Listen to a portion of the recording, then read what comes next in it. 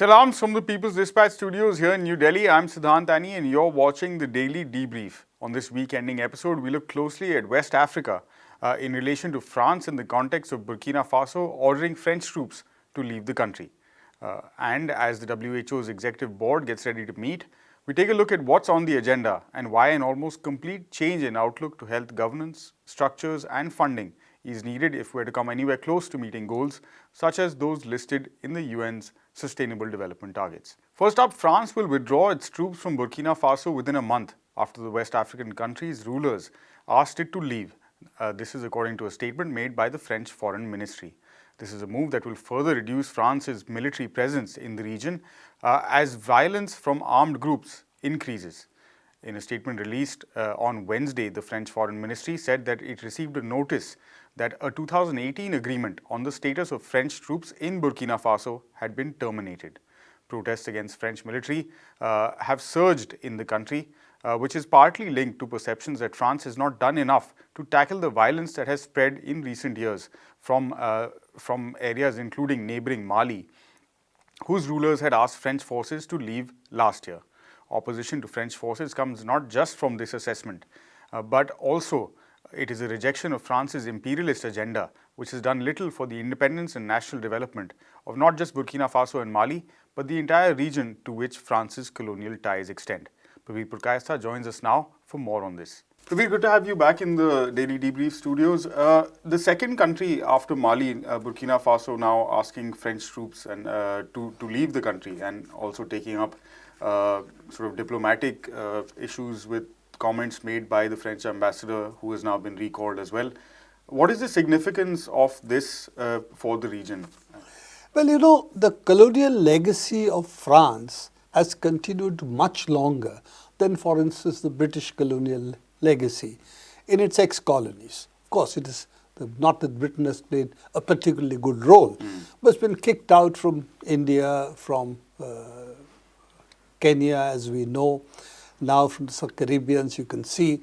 But French have had military interventions in Africa, which is the largest set of their colonies, 60 times over the last 60 years. Now, that's a huge number. It's more than 60 times over the last 60 years. Now, that's a huge number of military interventions that French have done. And that's not in public eye, because the US military interventions have had long wars. They have been much more in the public eye. Yeah. But Francophone Africa and what's happening to it is somehow not very much in the global scheme of things. News cycle, yeah. So therefore, it doesn't come out as much as it should have. But this is really the long series of interventions France has done. It's becoming increasingly unpopular. In Central and West Africa, there are still countries, and they're not small in number, the 9 countries who have their currency still linked to the French currency, the franc. And though there are local versions of it, but it is still backstopped by France's central bank. They do not control their currency, and therefore to consider them economically independent is tough. So that has been backed up by military, by French military coming in, intervening in various occasions.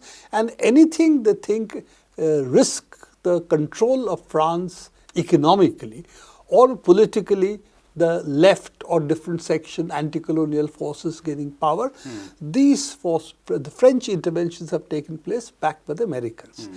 What we are seeing now is a slow weakening of the French, and therefore Americans becoming more prominent.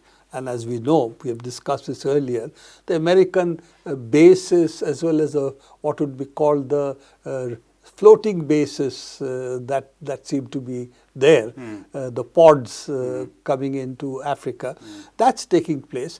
But a part of this is under the guise of either fighting the left, which is what it was doing in the 60s, 70s, 80s and so on. And now it's in the guise of fighting against Islamic fundamentalist forces. But a part of it is trying still to control who rules these countries, and they should be aligned with us as much as possible. So this is really the genesis of the French. They have been involved in massacres. They have been supporting Mobutu in Zaire. They have been, in fact, are also complicit in the Rwandan massacres. And of course, in Chad, This is Hissan Habre, was again somebody they backed, and his record is there, and finally was convicted also for crimes against humanity. So all of that put together, you can see that the French record has been to support really military dictatorships, dictatorial regimes, and therefore the stock is low enough that even when they come to fight Islamic fundamentalists, their credibility amongst the people is such that that doesn't carry much water. And therefore you can see that they are as much in the, shall we say, on the hit list of the people, on the firing line of the people, and popularity contest as the Islamic fundamentalists are. So French are not seen as saviors anymore, and I think that's the biggest problem that French have. And the ex-French colonies have how to get out of the grip of French. As you can see now, some countries are saying leave. Prabir, despite this ejection, about 3,000 French troops will remain in the region, mostly in Niger and Chad, like you were mentioning, under the guise of aiding local security forces and fighting Islamic fundamentalist organizations. How is that helping the situation in any way? You see, if the French are identified as colonial, ex-colonial power, and their unpopularity grows because they are not really of the people, then even if Islamic fundamentalists are committing various kinds of atrocities, they don't therefore seem to be as bad as your ex-colonists. So that's, in fact, that gives them, the other side, more credibility that we are fighting the French. You know, they're trying to colonize us again. And the French franc still rules. Okay, so though there are supposedly local franc, local currencies, but they're really backstopped, as I said, by the French, and French control their economy. So given this, it gives them an artificial credibility which shouldn't be there at all. So ultimately, what is the way out when you want to fight Islamic fundamentalist forces there? I think we need to take a little step back on this, and how did this whole situation arise? One of the reasons was, of course, taking out of Gaddafi in Libya. Libya was oil rich, yes, it had revenues, it had an independent position in Africa, and most of all, it actually supported the African Union and gave it that kind of financial and economic ballast to make it free of rest of the colonial powers, which otherwise the African Union today is relatively toothless, much more dependent on international finance. So given that is what was given the whole of Africa as a continent a voice through the African Union to be able to see how they should intervene or not. In fact, when the French intervention took place in Côte d'Ivoire, at that time, we saw the African Union protest and said, if somebody to intervene, it was African Union. It can't be you. But that voice is not very powerful because African Union is no longer that powerful a force, partly because it is not independent of the colonial powers and the United States. It has no money. So given that, taking out the Gaddafi had two implications. One is taking out an oil-rich country. Oil is what French, Italians coveted, the British. So that was one part. The second was weakening African Union and therefore making it much more subservient to ex-colonial powers and the United States. So this is what combined to take Gaddafi out. Though he had surrendered to the West at that point of time, he had said, I won't do this, I won't build a nuclear bomb, I won't fight you, all that was there, but that was not enough. Now, you can see the implications Gaddafi is taking out has been, it immediately destabilized Mali. And that we saw earlier, again, which led to French intervention in Mali. Then we also saw even today, the fighting going on in Libya means its blowback takes place across the Arab region. And we have seen the blowback, for instance, in Libya, where the arms taken out from Libya was used to support Islamic fundamentalists in Syria. Of course, the United States was the conduit. Okay. Also, refugee crisis, refugees coming from Africa. That was one place where Gaddafi sort of held them back. Now that there is a conduit right into Europe. as Syria, Turkey was the other route, and you know the consequences of that. So all of that has destabilized not only the northern part of Africa, the Arab world, what would be called the Arab world, a part of Africa as well as West Asia, but also the rest of Africa, because African Union has been rendered literally not defunct, but certainly much weaker than it was.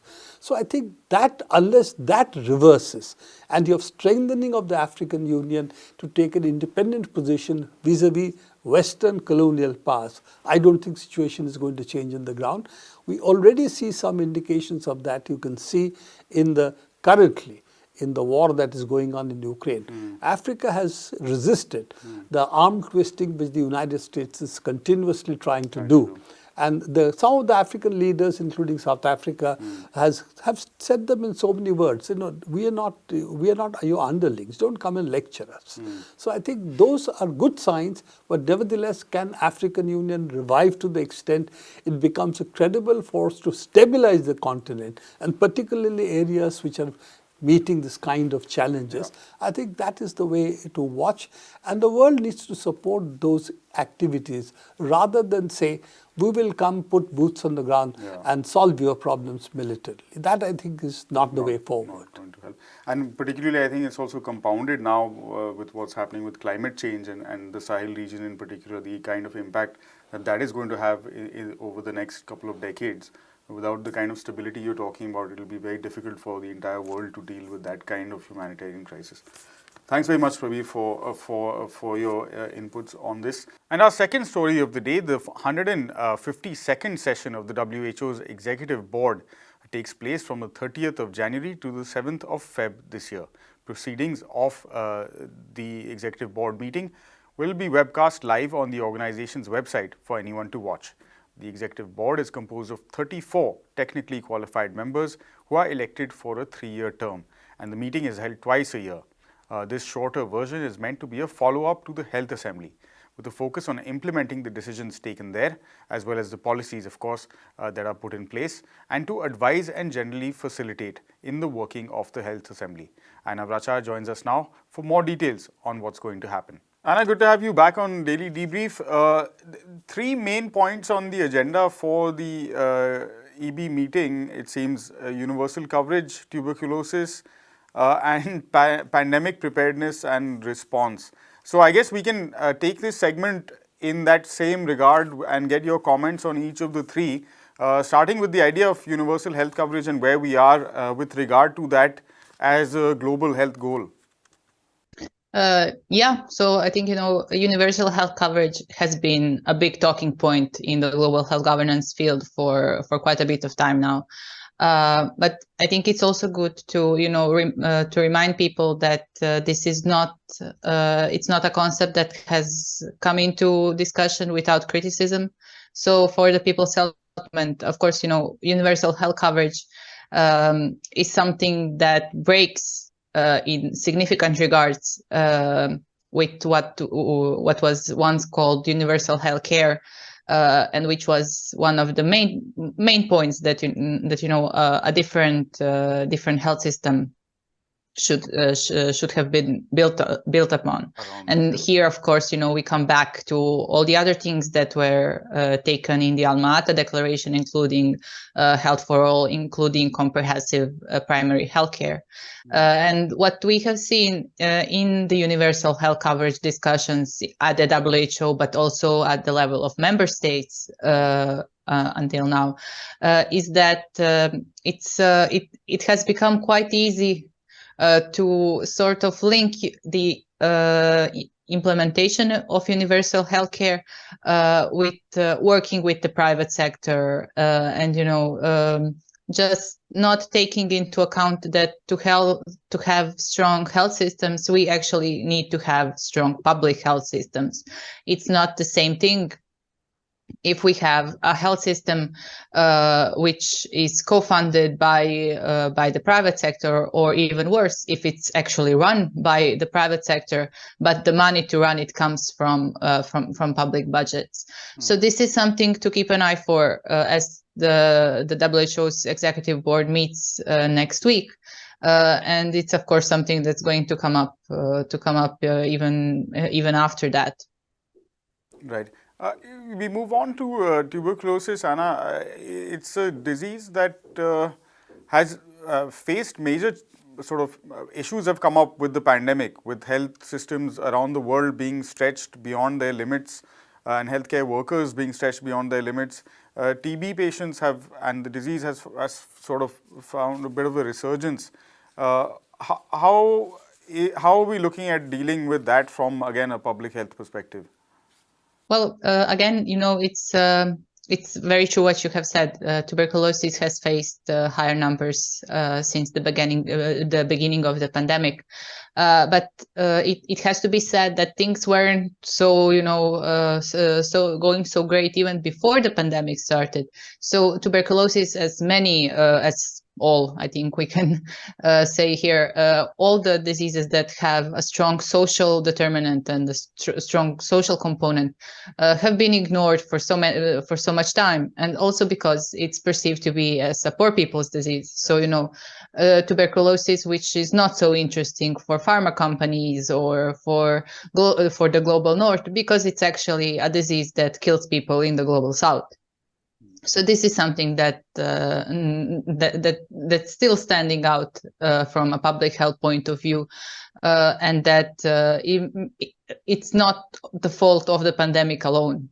A similar thing can be said for other pandemics or for other outbreaks that we have seen over the past couple of years since COVID-19 started. So, and we have reported on that, and it's still ongoing, but there are major outbreaks of cholera in Lebanon, which hadn't seen an outbreak of cholera in more than 30 years. Then there's a resurgence in polio. So, it's... of course, it's to be expected that a major event, such a pandemic, such as COVID-19, can slow down the response in other fields, but it cannot be the sole to blame. So public health systems and the approach of different member states of the WHO, particularly those in the global north, for years prior to the pandemic, had been one to disregard all the things that they thought would not touch them, and then now I don't know if they're feigning surprise or whatever when they see the numbers rising. So it's something that's again, it needs consideration beyond the pandemic. Right. And finally, of course, the pandemic itself, which is still, I would imagine, a global health emergency, and we are still very much, we're not through it by any means. What is the conversation likely to be centered around at this point? Well, it's interesting that you should mention that we're still in the pandemic, because just yesterday, so on Friday, there was a meeting by a WHO committee which discussed if actually 2023 would be the year when we would see the end of the COVID-19 pandemic. And WHO Director General Tedros had hinted previously on a couple of occasions that he was hopeful that this would be so. But now, as we see again a resurgence in numbers and of reported deaths in the past couple of weeks, it seems less likely than before. And of course, that makes the whole discussion about health emergency preparedness and response at the WHO even more important than it would usually be. But again, what should be said that it's when we talk about preparedness and response for pandemics, it has to be borne in mind that to actually implement the plans that we might come up with, or that WHO might come up with, we need to have strong health systems to begin with, and all over the world we do not have those at the moment. There are major issues with the health workforce, either for shortages of workers, or we have such horrible working conditions that people are actually put at risk. They die. They don't have access to protective equipment, even 3 years after the beginning of the pandemic. These are all factors that should be considered by member states when they discuss. And it's also important that they know that it's not only it's hardly the WHO's fault that health systems at the moment are looking the way they are. So the global health governance discussion had been taken over by international financial institutions who are, conditioning states to implement cuts in their health systems to receive loans. They have depleted their public budgets through these loans. We have big pharma companies and producers of diagnostics and tests and medicines who are also, doing the best they can to raise their profit and to actually weaken the health systems that should be responding to the health emergencies. So this is also something very important for the member states to recognize and to actually address, not just to watch it happen. Watch it happen. Yeah, absolutely.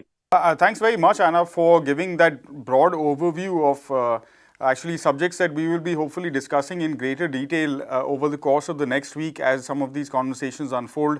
And we'll be, of course, getting you back on along with our other colleagues who are covering the public health sector to talk about some of those things. But we'll leave it here for today. Thanks again. And that's a wrap for this episode of the Daily Debrief. We'll be back on Monday with another episode. Of course, same time, same place. Until then, we invite you to head to our website, peoplesdispatch.org, for more details on all of these stories and the other work we do. Please also don't forget to follow us on the social media platform of your choice. See you on Monday. Until then, stay safe. Goodbye.